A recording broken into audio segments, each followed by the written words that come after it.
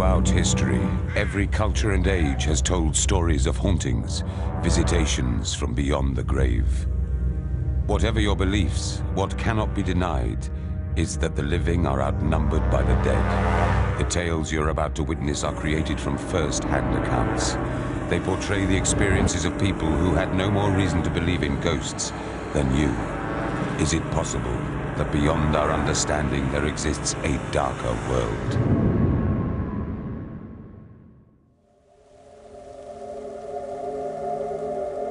The early hours of a summer night, 1999. Deep in the Sussex countryside stands Michelham Priory. Once the dwelling place of an order of monks, on a site that is over 700 years old.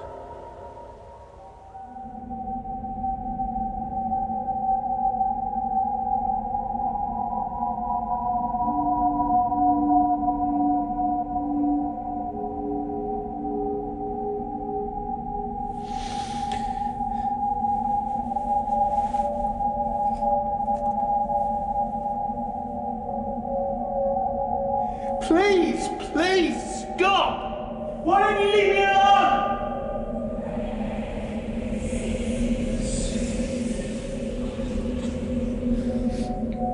What dark events led this man to feeling under siege in his own home?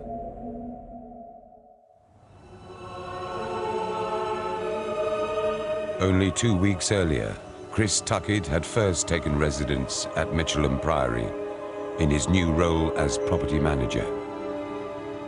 For me, it was a big break. I've been on building sites for some years before I came here. It was an opportunity for me to get a career, a sustainable career, and I was really excited at the prospect of working in such a place as this. You're pretty much in awe of your surroundings. You literally walk through the gatehouse and you see it, and the majestic side of it is just fantastic. The views, the gardens. It just looked like an idealistic place to be, really.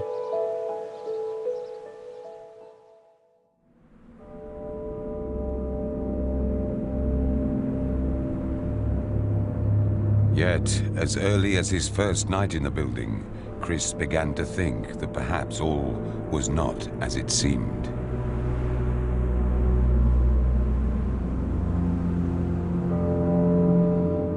As the only resident in the Priory, he had to set a complex system of security alarms as he locked up for the night.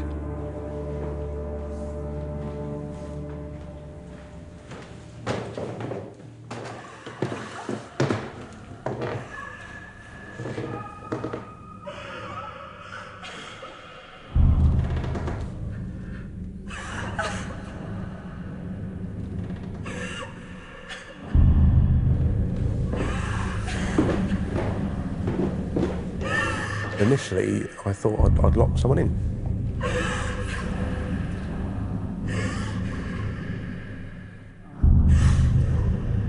If a door opens, I know if anyone comes in the house. Once that alarm's been set, then I know of anyone coming in.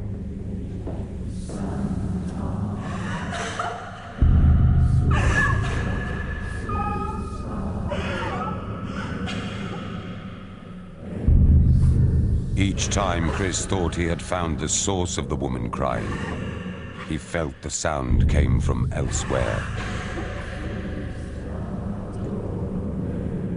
But after checking every room and alarm, he realized that the house was empty. Although unsettled by the harrowing episode, for Chris, it was merely the beginning of his experiences at the Priory.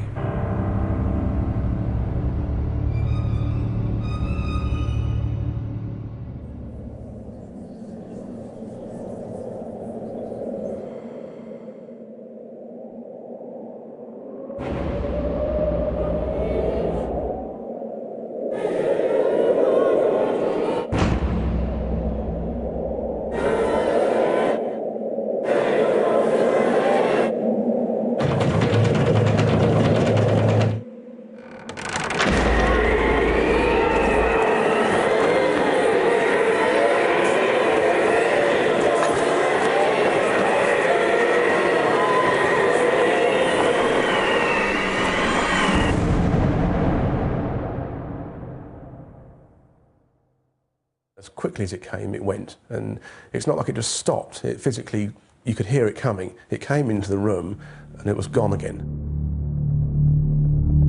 Chris was not the only person to believe that there were strange happenings at Mitchelham. His predecessor also felt he had been targeted by unseen forces. Outside, it was a beautiful evening. Then all of a sudden we had this terrific roar, you know, like a train or a plane. And it just got louder and louder, and I went to the window to look out, you know, what is it? And next minute, it just it swooped, came up through the house, through the flat. Wow.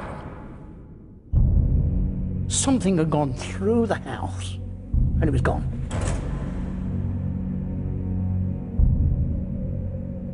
The house has always been in command. We've got hundreds of years of history, of day-to-day living in this place, like we've got today. Nobody can tell me that there's not a presence at Mitchelham Priory, because there is.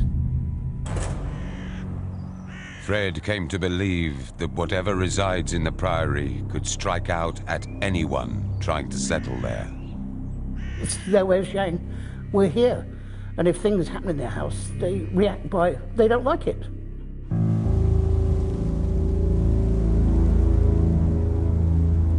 When I first moved in, the flat was unfurnished. Chris decided to turn an empty room at the top of the house into his living quarters.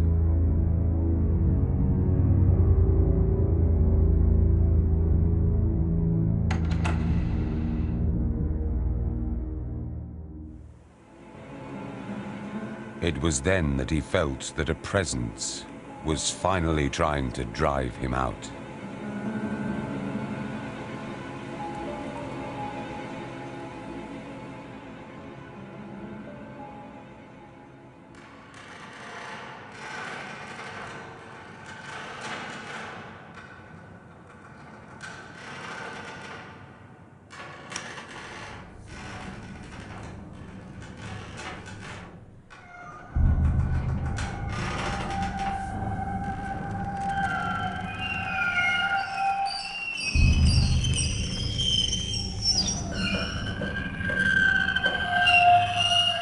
To be perfectly honest with you, I was terrified.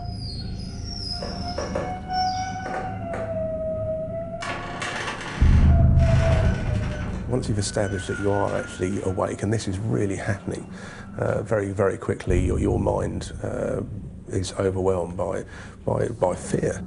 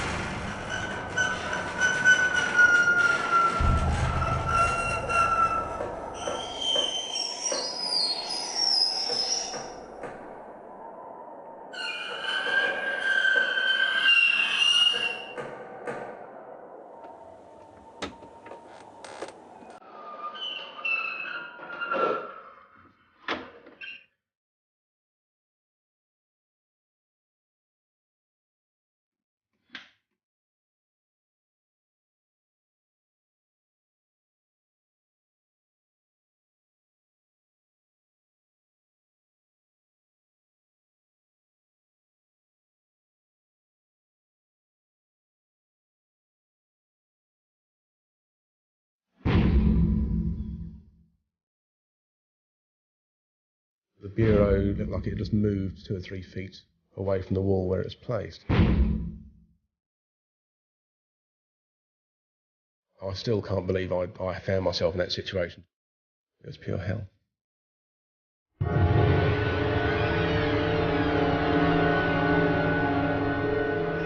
Please, stop!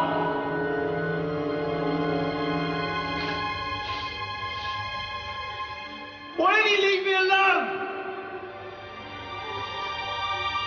It was the last call for me. I was desperate.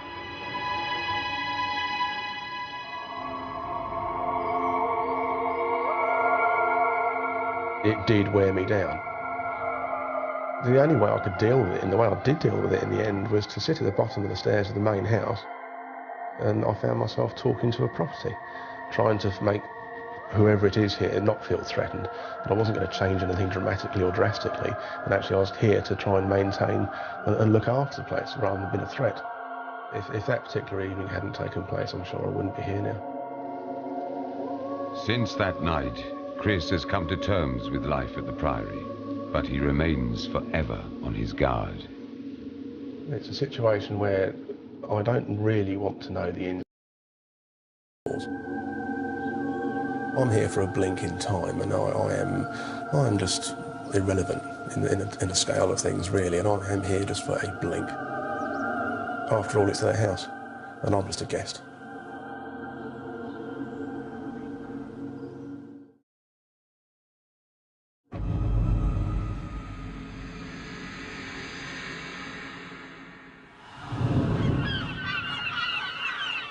Is it perhaps possible that buildings are not mere bricks and mortar, that they can somehow carry the dark traces of an unseen world? The Isle of Wight, 3 miles from mainland Britain, atop a hill in the northern coastal town of Ryde, sits a Victorian building. For decades, residents say they've been terrorized there. Nothing would induce me to go back and live there now. To actually spend the night in the place, I don't really know what we were thinking about, to be honest. I mean, it just frightens the life out of me to think about it. My stomach churns at the thought of what went on there. The building, to me, is alive. It's got evil. And I think there's something buried in there.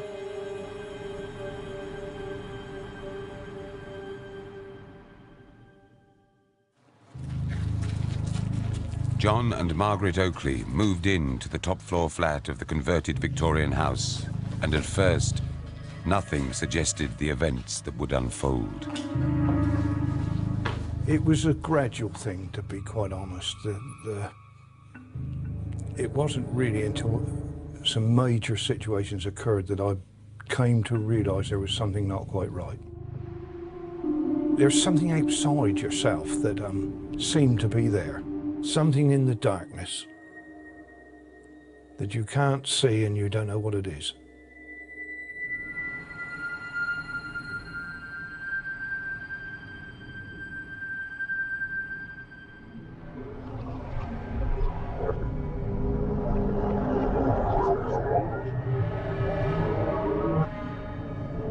We were asleep in the bedroom about 2 o'clock in the morning.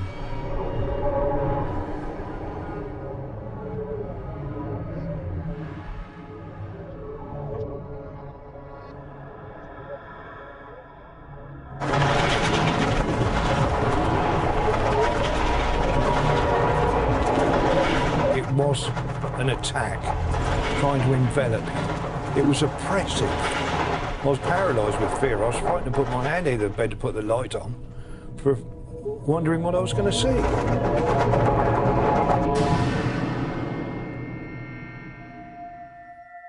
It stopped immediately. You flooded the room with light. And it's even greater shock, really, to see that there wasn't anything there. Which was even worse. You know, because you can't defend yourself against nothing.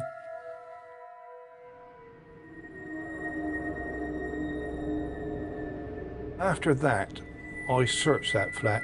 I looked up the chimney, I looked behind everything, and I even went up in the roof, and I couldn't see a thing. I don't want to go down that road where those wings came from. That was from a very dark place indeed. I knew after that that the force in that building was evil. The whole atmosphere of the place was so bad I didn't want to stay. Days later, the Oakleys fled the flat. Sometime afterwards, Dean and Georgina Rogers became tenants. I don't know what they were. I don't pretend to know what ghosts are. But they were present in that building. And Georgina believes one, a female presence, began to focus on a particular member of the Rogers family. Everything I did with my son in the flat was being watched by her. It felt like she was present behind me every time I bathed him, every time I dressed him, every time I changed his nappy, every time I fed him. When she entered the room, as soon as she entered the room, whether she opened the door to enter or whether she came through the wall, you would know straight away that she was there. Her presence was better felt than the presence of a living person in the room. When Connor would wake in the night and cry, me and Dean would wait, because sometimes she would go to him and shush him back to sleep, and we would actually hear her over the cot. Shh, shh. Me and Connor were in the flat one day on our own.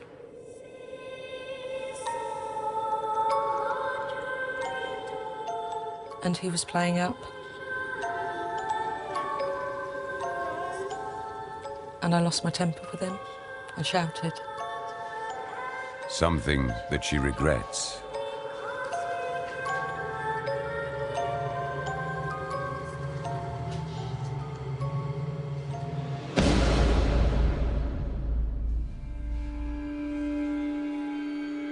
At that point, I felt threatened and scared that she would have the power to do that. Nevertheless, Georgina felt something far worse lay elsewhere in the house. It seemed that the further you went down in the building, the more evil it felt. Ed Payne and his wife were the occupants of the ground floor flat. We felt that we were being looked at, not just on the outside, but inside. And it was a terrible, terrible feeling that someone was scrutinising you all the time, and you couldn't see it. And it was a real deep oppressiveness.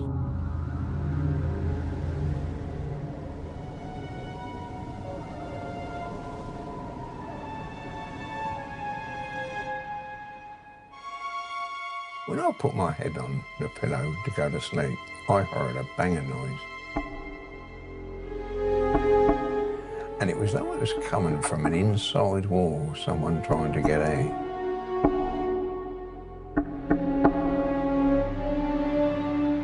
A couple of nights later, put our head down to go to sleep, and all of a sudden, I heard a baby crying. And it was in our bedroom. And I got up from the bed and I walked to the wardrobe where I thought the noise was coming from. When I neared the wardrobe, the baby stopped crying. I had to open the wardrobe because I just had to find out. When I put my hand on the linen on the left-hand side, the linen was quite warm, as though a baby was lying on it. When I put my hand on the right-hand side, it was normally cold. I knew where the sounds were coming from. They were distinctive. Whatever was in there was, it's playing games with you.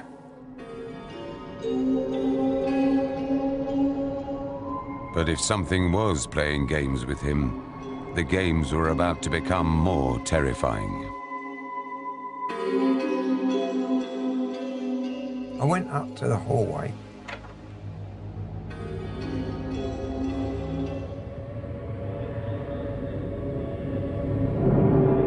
I saw a black mass.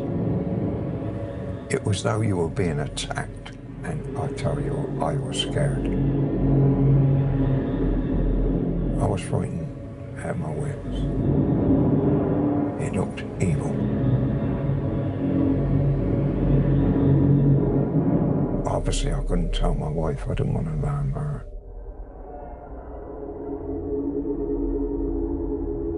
was a few days after that that my wife said to me, Ed, I've got something to tell you. She said, Ed, she said, I'm scared. I saw a black mass, just a few inches from the ground. It just looked evil.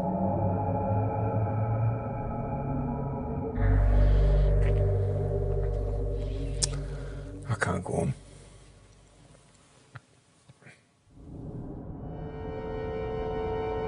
I just can't say no more about it because I'm getting upset.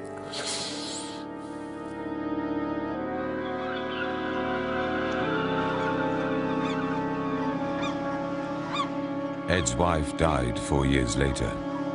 To this day, he feels her death could be linked to their stay in the house.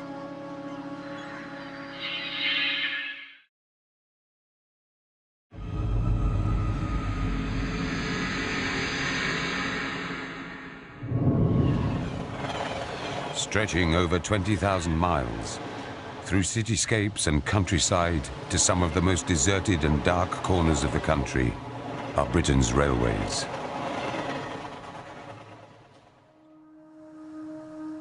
Yet, stories told of this remote, forest-shrouded train crossing at Naworth, Cumbria, suggest it may not be just the living travelling along them. When you're talking to the locals, you discover this fear of going to Naworth at night, and level-minded people saying they would never pass that area at night because of the creepy atmosphere. I'm not a soft guy. I've been on the railway coming up for 30 years. I've also done tours of Northern Ireland when I was in the army, and I wasn't scared.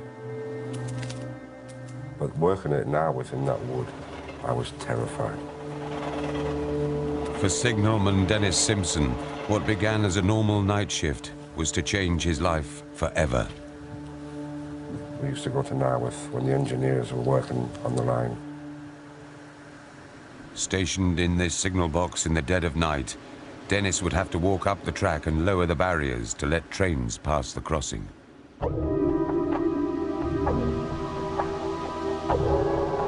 It's like a place in the middle of nowhere. The trees hanging over, wind blowing, and it is very, very, very weary place to go to. There's no lights on, nothing. The telephone rang. I answered it, and the signalman at Low Row said, there's a train coming. It's just left me now.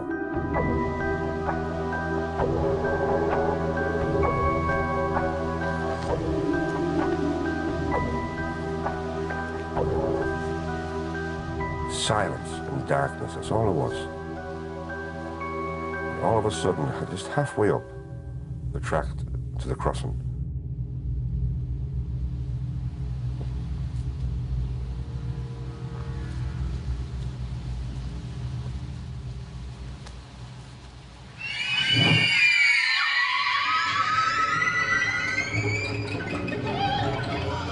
my whole body like tingled, went cold, and I was actually shaking. The sound was children crying. For their mother or father. I was scared, and it was a horrible, horrible sound.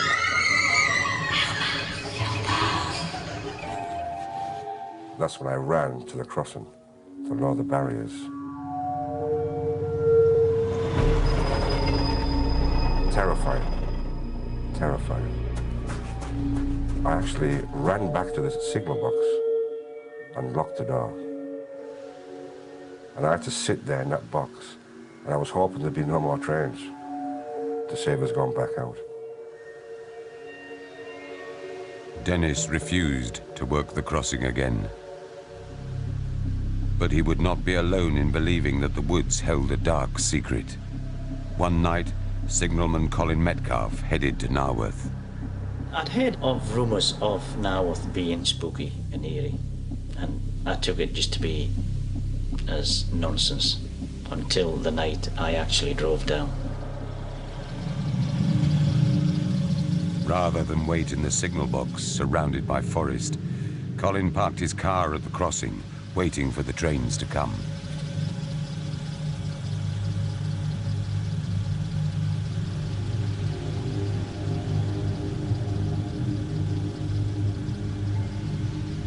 I noticed there was these lights kept appearing over on the wood on the far side of the railway, and they were appearing and disappearing in a U-turn.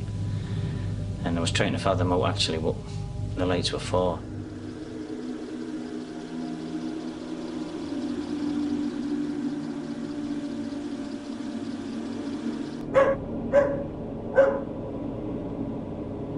And I was wondering why it all of a sudden started barking.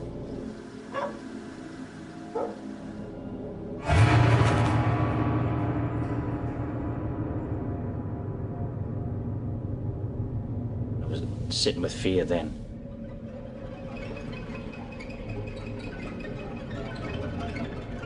Then the figure spoke. "Could I have a light, please?" I looked for my lighter in the car.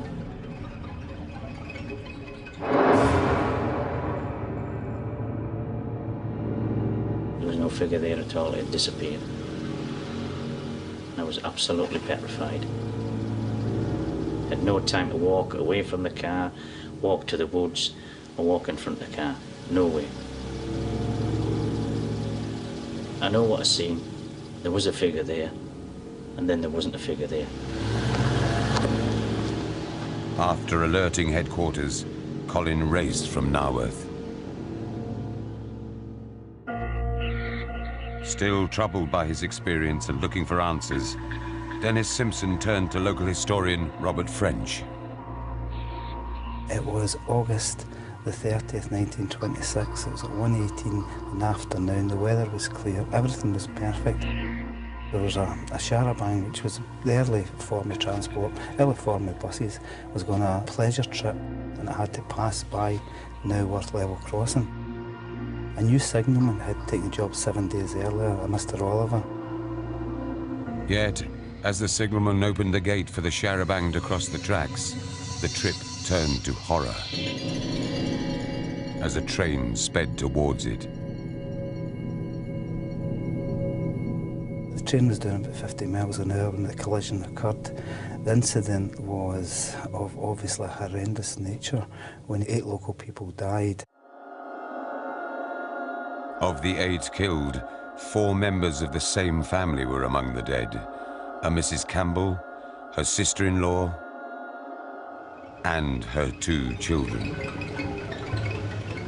And one final chilling detail would offer no peace to Colin Metcalfe and Dennis Simpson. This is the wood where they laid the bodies, just down there. And it still haunts me till this day.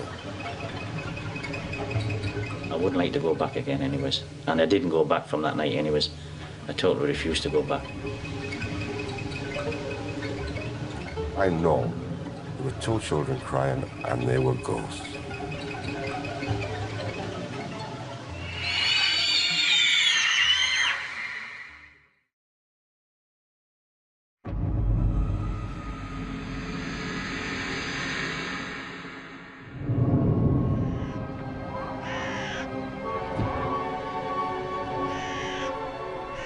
Flintshire, northeast Wales.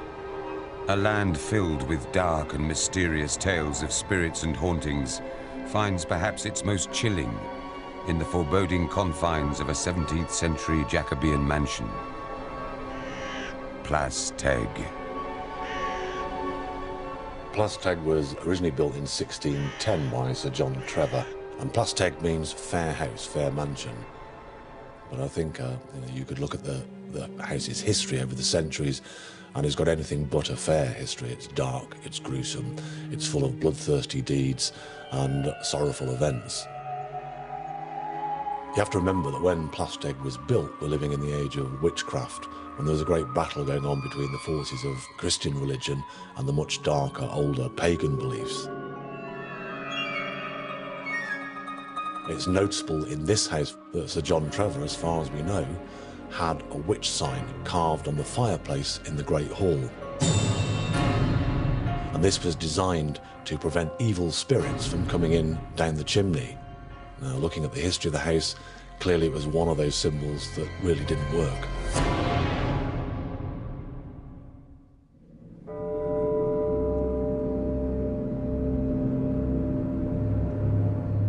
Yet, for one man, unaware of the house's history, the offer of lodging in Plas Teg with the mansion owner, while he did some work there, was one he found too tempting to resist. Our family business at the time was accountancy, and we handled the books for Plas Teg. Within a couple of days of moving in, I just woke up in the middle of the night.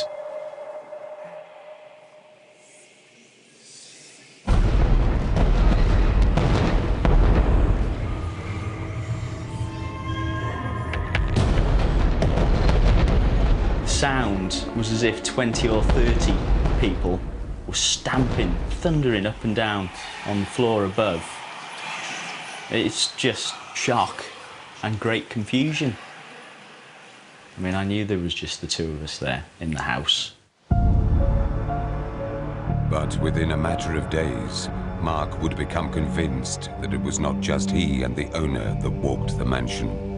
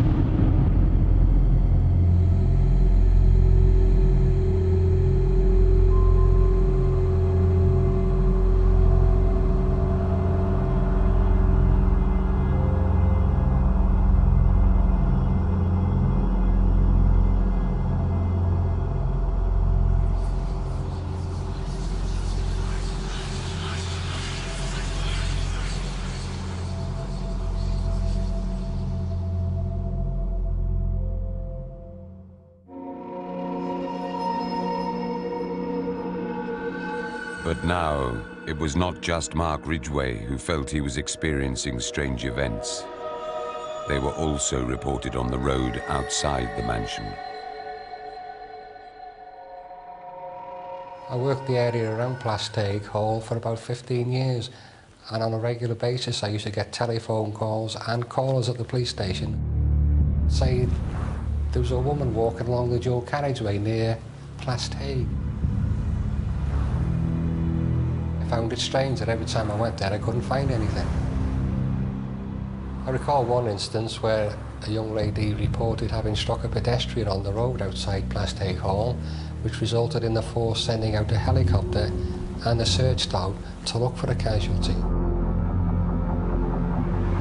The driver claimed that after she hit the woman pedestrian, she could see no sign of the victim. The police, with a helicopter team surveying the road and nearby fields, could also find no trace.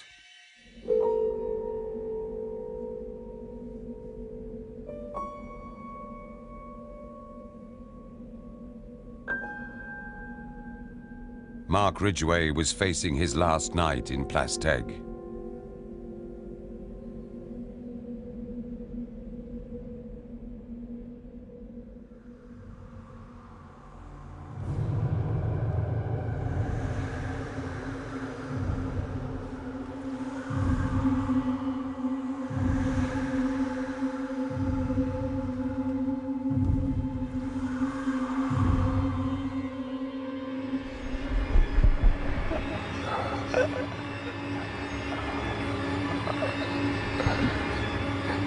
It felt as if somebody's face was right in my face.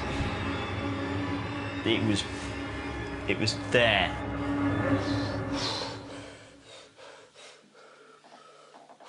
Mark left the mansion, never to return. But there were still reports of strange happenings on the road outside Plas Teg. A number of cars had crashed coming off the dual carriageway, with no other vehicles involved. It's about 10:30. I was on my way to Wrexham to meet a friend, and as I was driving,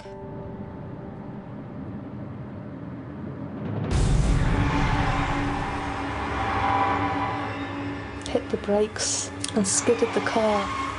It was like a thud, and I just sat there, absolutely petrified.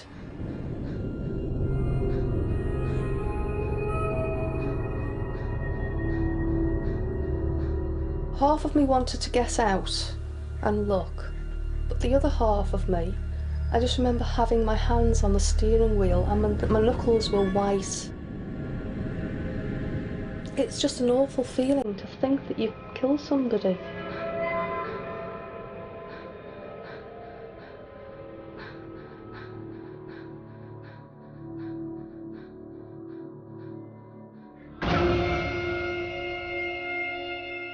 The police officer knocked on my window. He asked me was I all right, and I said no, I wasn't. You know, I said I think I've hit somebody, a girl, and could he go and look for me? The police officer came back and he said there's no one there. I just thought, well, there's got to be. Well, there's got to be somebody there. I didn't think they believed me, actually, that I'd actually seen somebody until I described what the lady looked like.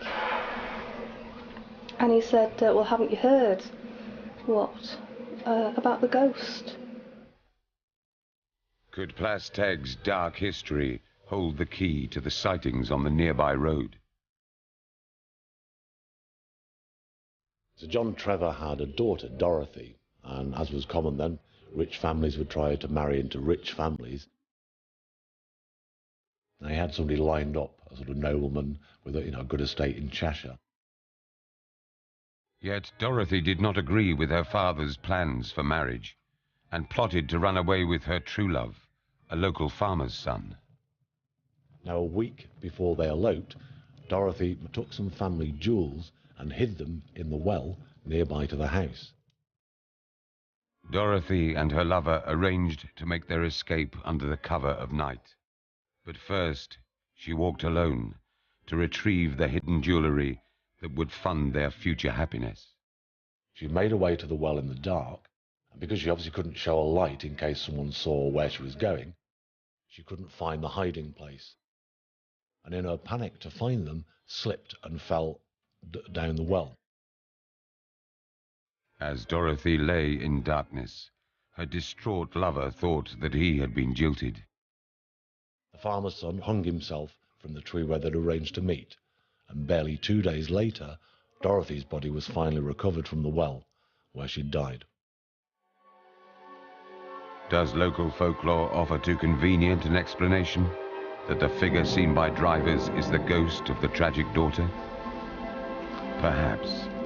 But consider this: the route that would have reunited the lovers cuts across the road.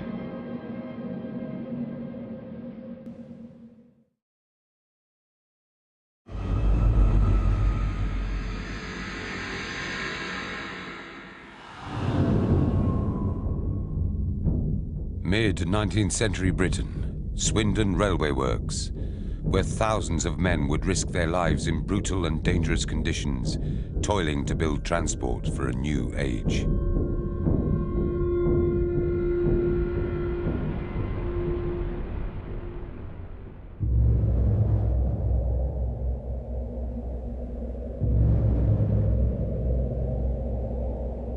It's hammer shops, such things as that, you know. Rolling mills, all the red hot steel coming round. There was shunting going on, and people got crushed with the shunting, or injured, maimed. Oh, it's a dangerous place to work in. So many people got killed on this railway workshops. When the works closed in 1986, security men were stationed to patrol the vast semi-derelict site. I used to go around to do the rounds, and all you had was a hand torch. You're walking around, and the building is breathing, and you hear the creak, the cracks going on, and it's spooky. Ghostly, very haunted place. There was one place I used to hate going in, and that was Nine Shop. I always thought there was something there.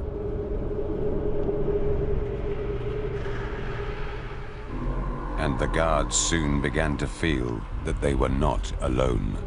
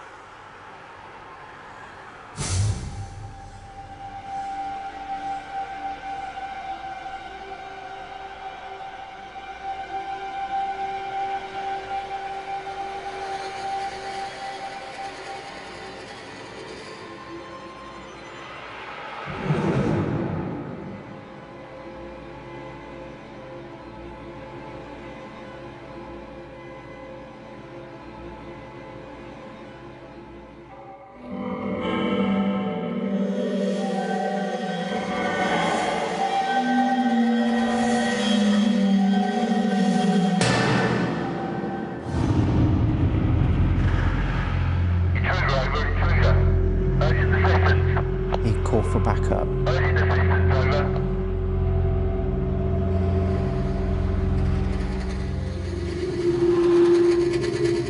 He just seemed to disappear right in front of their eyes. Nothing there at all.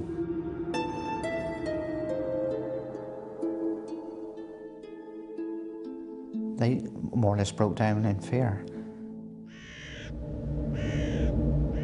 After the apparent disappearance of the figure, many guards were too fearful to work the site. We had blokes come on the job and we took them round and showed them what to do, but as soon as they had to go on their own, that was it, they come off the job. They just said, well, we don't want that, it's too frightening. One bloke I always remember, he went out for an hour and he come back, he said, that's it, he went home and finished. He just couldn't stand it, he was frightened. But one night watchman who remained believes he came face to face with the figure they say haunts the works.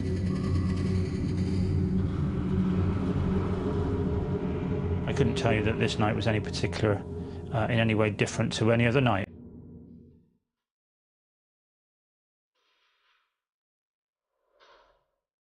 Until, until it kind of all happened. Well, I was coming towards the end of that patrol.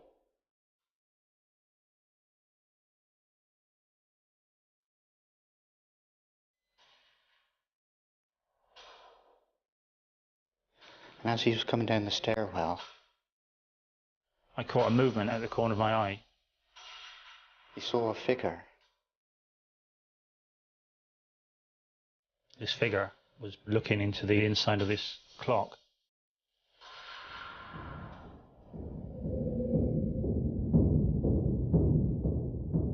And he challenged him. And as he did so,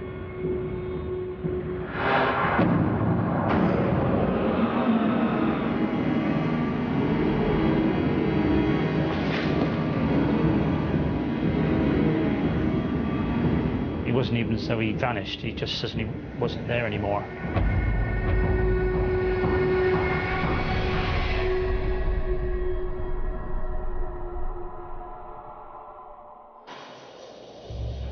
Is it possible the figure could have been a ghostly echo of the railway works past? It is certain that the clock was one that Great Western Railway trains set their timetable to, and over the years it would have been the duty of various workers to make sure the clocks were in working order. The way Steve described him, it was a man that used to look out of these two big master timepieces we had in the works. There's no other explanation. Nobody could have got in there because the doors were locked both sides.